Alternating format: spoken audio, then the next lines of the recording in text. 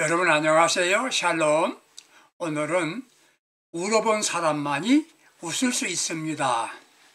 울어본 사람만이 웃을 수 있습니다 라고 하는 그런 말씀을 드려보겠습니다. 엘버트 메리비언이라는 법칙, 이게 있습니다. 엘버트 메리비언의 법칙. 사람이 서로 모르는 사이인데도 불구하고 처음 만나자마자 상대에게 호감을 느끼는가 반감을 느끼는가를 결정한다는 겁니다. 한마디 말도 하지 않아도 서로 응시하는 것만으로 상대에 대하여 호감인지 반감인지 분명하게 결정한다는 겁니다. 첫인상은 보통 7초에 결정된답니다. 결정한 요인으로 어떻게 보이는가가 55%, 이걸 보디랭귀지라고 말합니다. 즉 어떻게 말하는가, 말하는 방식은 38%이고 무엇을 말하는가의 말의 내용이 7% 영향을 준답니다. 처음 대할 때 얼굴 생김새가 전체적으로 풍기는 분위기, 상대방을 배려하는 마음, 미소 등이 결정짓는다고 말합니다. 그래서 여자들이 성형수술하고 웃는 연습을 하고 난리들입니다. 어떤 사람을 볼 때 순간적인 특징을 담은 사진을 보면 마치 그 모습이 그 사람의 전부인 것처럼 각인되는 경향이 있다는 겁니다. 이것을 사진효과라고 말합니다. 이 말 한 사람은 사람의 행동을 결정짓는 심리코드라는 책 저자 베아트 살레라는 사람입니다. 여러분, 사진 찍으면 어떻습니까? 사진 찍을 때 어떤 태도를 취하십니까? 좋은 모습을 가져야 되겠죠. 웃으면서 찍으세요 그럽니다. 우리나라 사람들은 웃다가도 사진만 찍는다면 심각한 얼굴 모습을 가집니다. 웃으면서 찍으세요. 중요한 건 사진이 아니라 우리의 삶의 모습이 웃으면서 살아야 합니다. 이 시대는 웃음을 상실하였습니다. 화만 나 있습니다. 분통이 터져서 못 살겠다고 자살까지 합니다. 얼마나 기분이 상했으면 자기 집에 불을 질러야 되겠습니까? 그럼에도 웃는 사람이 다른 사람을 웃깁니다. 다른 사람들을 웃기는 사람은 인기가 있습니다. 웃기면서 설교하면 은혜 받는다고 좋아합니다. 피곤한 세상에서 웃음을 주었으니 물론 은혜이지요. 틀림없이 맞는 말입니다. 누가 행복한 사람입니까? 웃으면서 사는 사람입니다. 행복하기에 웃느냐? 웃기 때문에 행복한 거냐? 정답이 무엇인지 아세요? 웃기 때문에 행복하다는 겁니다. 사람이 태어날 때 응애하고 울고 태어납니다. 살아가면서 웁니다. 그리고 죽을 때도 울고 갑니다. 그리스도인들은 태어날 때는 울었습니다. 그러나 살 때는 웃으면서 살아야 되고 죽을 때도 웃으면서 세상을 떠나는 것입니다. 그러기에 그리스도인들은 행복한 사람들인 것입니다. 웃음이란 무엇인가? 4세기의 의사 밀레투스가 쓴 인간의 특성이라는 의학서적에서 웃음을 그리스어로 젤러스이고 어원은 할례인데 그 의미는 건강, 헬츠라는 정의합니다. 그러니까 고대인들은 건강이 웃음이라고 알고 있었습니다. 가만히 살펴보세요. 건강한 사람은 잘 웃습니다. 어린아이들을 보세요. 어른보다 많이 그리고 잘 웃습니다. 그런데 어린아이라도 병이 걸리면 웃지 않습니다. 사람들이 웃지 않는 것은 병들었다는 증거입니다.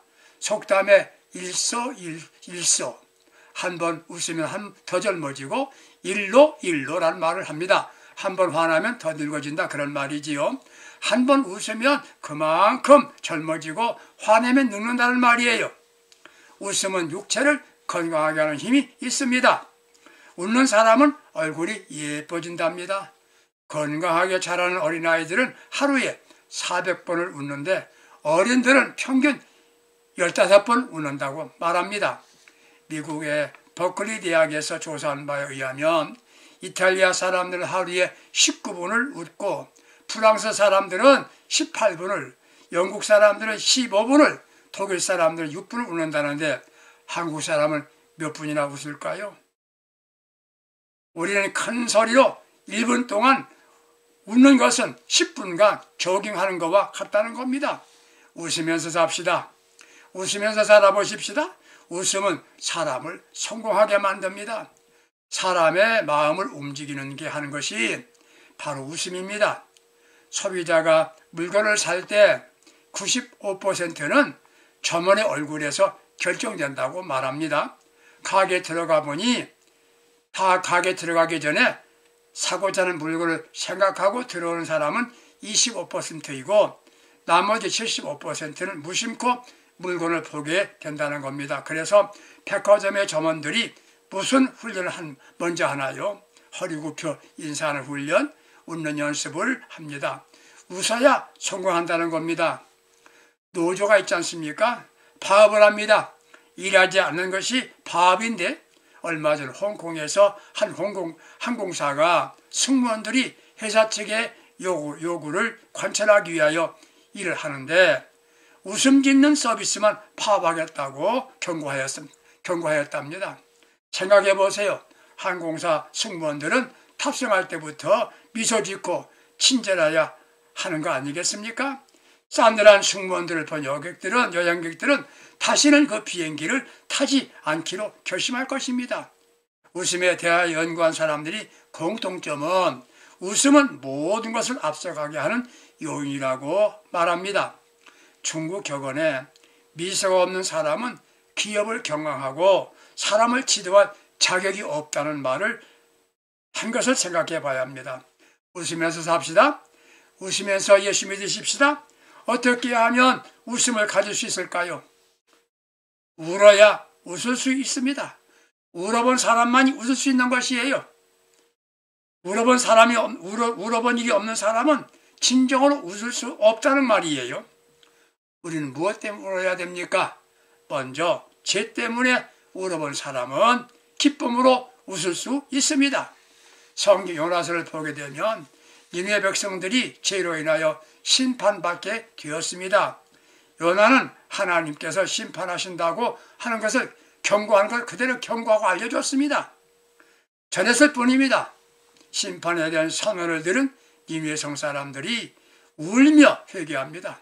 그러므로 그들은 구원의 기쁨과 웃음을 갖게 되었습니다. 회개는 심판을 막았습니다. 회개하면 용서를 받습니다. 사죄의 기쁨을 얻게 된단 말입니다. 회개해야 천국 가게 됩니다. 한 천사가 천국문을 열기 위하여 국가를 위해 목숨을 바친 애국지사의 피 한 방울을 가지고 천국문 앞에 이르게 되었습니다. 그러나 문이 굳게 닫힌 채로 천국문은 꼼짝도 하지 않고 열리지 않습니다. 그 천사가 다시 세상으로 와서 슬픔 가운데 죽어간 한 여인의 한숨을 거두어 가지고 왔습니다.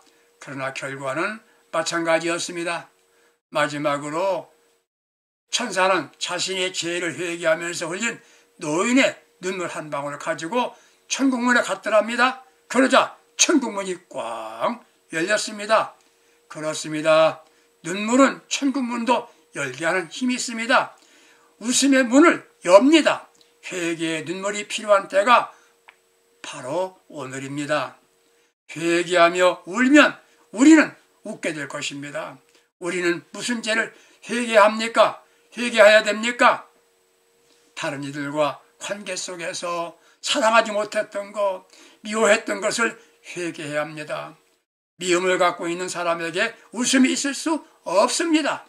사랑하고 살아갈 시간도 부족한데 미워하면서 세월을 다 보내고 있습니다. 주여 용서하여 주세요. 내가 저분을 사랑하지 못한 것을 용서해 주세요. 눈물로 기도해 보세요. 여러분의 마음속에 기쁨에 충만하고 얼굴에 웃음이 생기게 될 것입니다. 우리는 입에 붙은 형식적인 회개를 하였습니다. 진정한 회개는 행동으로 죄를 끊어야 회개인 것입니다. 대부분의 사람들은 회개한다고 하면서 진정으로 회개를 하지 못한 이들이 많습니다. 회개는 머무를 수 없고 미룰 수 없이 즉시 회개를 해야 됩니다. 회개하였으면 바꿔야 됩니다. 바꿔줘야 됩니다. 자기의 삶이 바꿔지는 것이에요. 심리학자 아둘러라는 사람은 사람에게 외부적인 요구에 대한 자기 보호하려고 하는 몇 가지 보호장치를 갖고 있는데, 첫째가 뭔고 하면 변명이라는 거예요. 내가 잘못했어. 그런데 말이야, 이건 이거고 저건 저거고 그런 거야 하고 변명합니다. 변명은 회개가 아닙니다. 자기의 과를 합리화시키는 것이기 때문에 더 가증스러운 겁니다. 변명은 통하지 않습니다. 그러므로 어리석은 짓입니다. 둘째는 바로 공격형입니다. 자기가 잘못했음에도 불구하고 상대방을 공격합니다. 화를 냅니다. 반성할 줄 모르는 사람입니다. 이런 이들은 희망이 없는 사람들입니다. 세 번째는 미루는 형입니다. 딜레이 시키는 거지요. 회개는 하겠는데 다음 하겠다라고 미룹니다. 결국은 회개하지 못하고 세상을 떠나게 되는 것입니다. 내가 문제인물이 되어 갈등의 주요 요인이었다고 생각되어질 때 즉시 잘못했습니다. 나 용서해 주시옵소서. 그러면 듣는 사람 어떻게 말합니까? 그러면요, 용서하겠습니다. 앞으로도 잘하면서 좋은 관계로 지낼 수 있어야겠습니다. 이렇게 돼야 되는 거 아니겠습니까? 애청자 여러분, 다시 묻습니다. 회개하셨습니까? 눈물로 회개한 일이 있으셨습니까? 회개는 진정한, 그렇게 하는 회개는 회개가 진정한 회개가 아니에요. 내가 잘못함을 알고 고백하였으면 이제 새롭게 바꿔줘야 됩니다. 잘못한 걸 끊어버리는 것이지요. 그리고 제자리로 돌아와야 하는 겁니다. 우리들의 웃음을 뺏어간 이유가 무엇이었습니까? 죄 때문이었습니다. 그 죄를 버리는 것이 회개입니다. 미움입니까? 이게 죄입니다. 사랑이 미움으로 변하면 참으로 무섭습니다. 왜 미워하게 됐는지 생각해 보세요. 내용을 분석해 보면 큰 문제가 아니었습니다. 섭섭한 생각이 미움으로 변하게 된 것뿐입니다. 그럴 수 있느냐 하는 생각입니다. 마귀 중에 제일 무서운 마귀가 섭섭마귀라고 말합니다. 교회에서 심해지는 분들 계신데요. 분석해 보세요. 대부분 섭섭한 생각 때문입니다. 섭섭마귀를 물리쳐야 합니다. 사랑하고 잘 지내던 이들 사이에 찾아오는 마귀가 바로 섭섭마귀입니다. 그래서 우리는 왜 그러는가 라는 생각을 바꾸어서 이해해 보세요. 그럴 수 있어. 그럴 수밖에 없는 형편이 있을 거야. 그건 사정이 생겨서 그럴 거야 라고 해석하면 이해가 될 것입니다.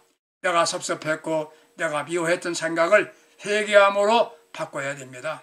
그때부터 우리 마음속에 참 기쁨의 마음이 생기고 얼굴에 웃음이 솟아나게 될 것입니다. 용서해 주시옵소서라고 기도하면 눈물이 나올 겁니다.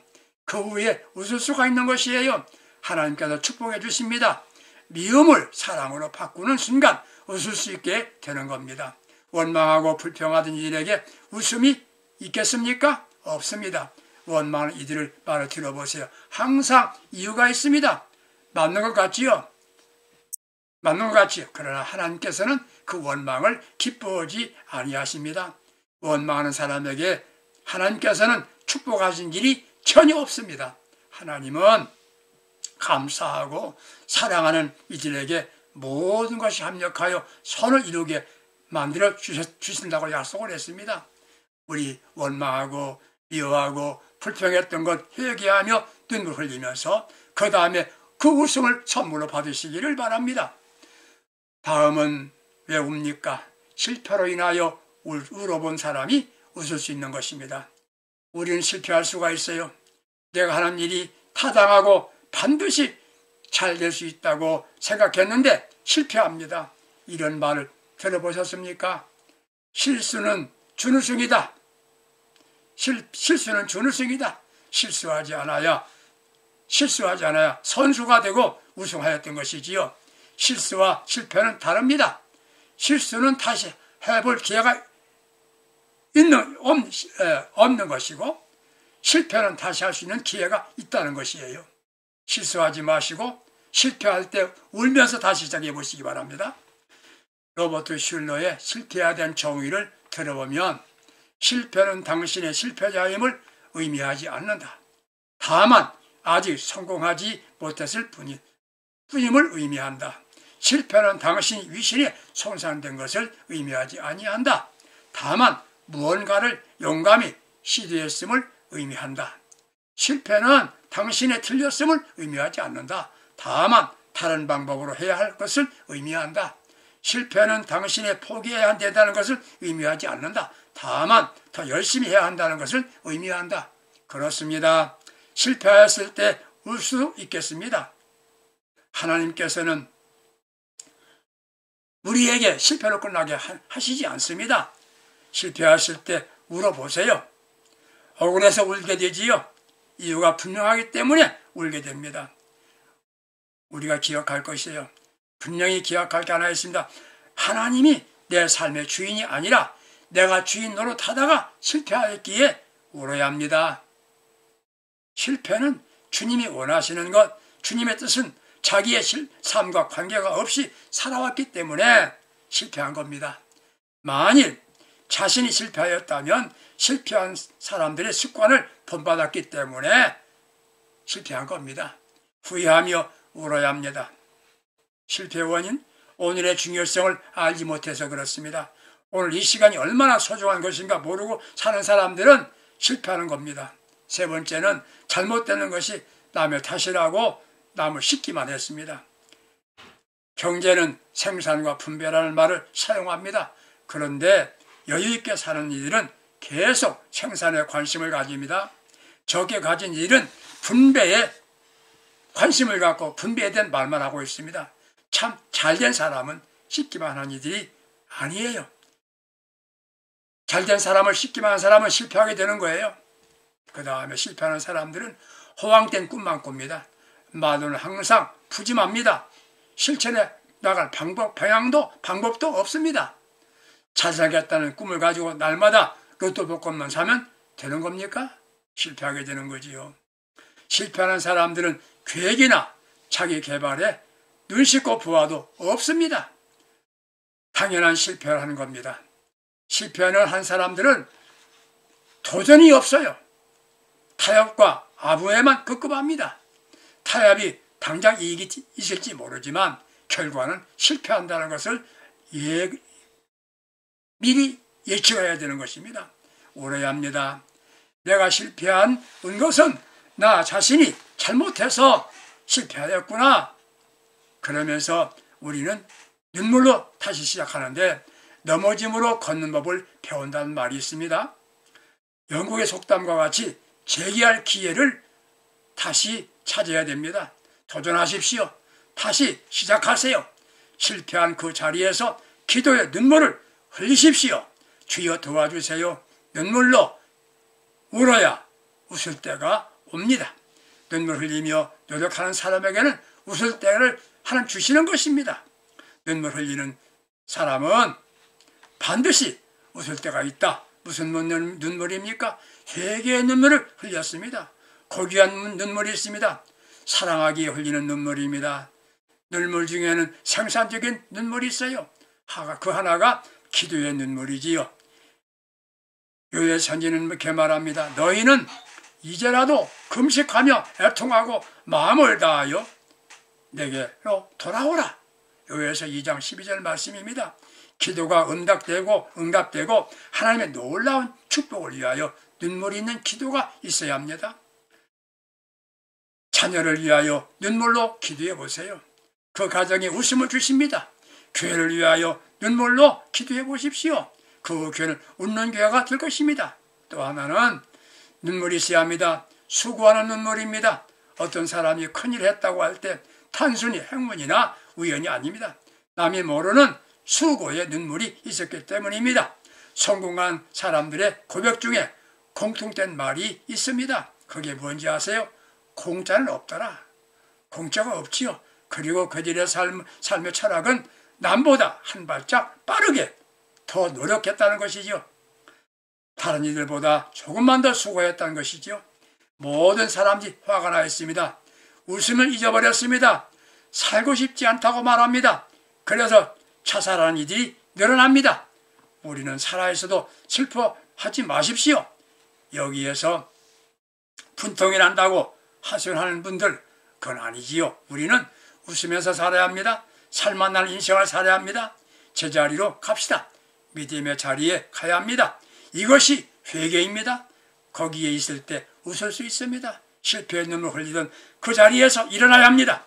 눈물로 기도해야 됩니다. 웃음을 주실 것입니다. 눈물을 흘리며 수고하는 일에 동참합시다. 결과는 웃음으로 탄을 거두게 할 것입니다. 마지막까지 웃을 수 있는 네가 진정한 성공자입니다. 주님을 만나는 순간까지 웃을 수 있는 복된 신앙인들이 될 수 있기를 기원합니다. 감사합니다. 승리합시다.